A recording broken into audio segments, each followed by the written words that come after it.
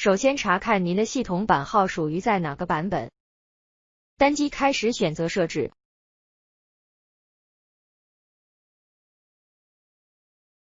单击系统选择关于。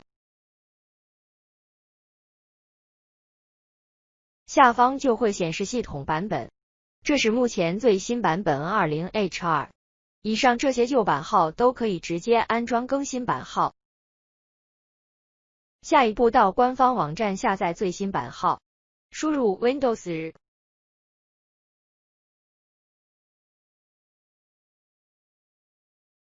比较建议直接用下载安装方式，尽量不要在电脑系统更新，因为电脑有可能会瘫痪。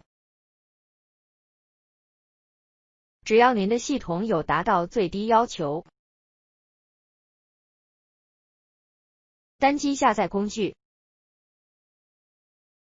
之后电脑会显示正在准备，然后就会显示 Windows 10安装程序窗口，点击下一步，然后显示适用的声明和许可条款，选择更新这电脑。到这个画面除非不保留，否则可以直接选择安装，之后就会显示较漫长的安装 Windows 10的过程了，继续显示漫长的正在安装 Windows 100%号的过程。之后会到这个画面，并提示你的电脑将重启几次，之后电脑会自动重启，又继续显示漫长的正在安装 Windows 100%号的过程，过程中会有几次黑屏，请耐心等待，因系统在更新。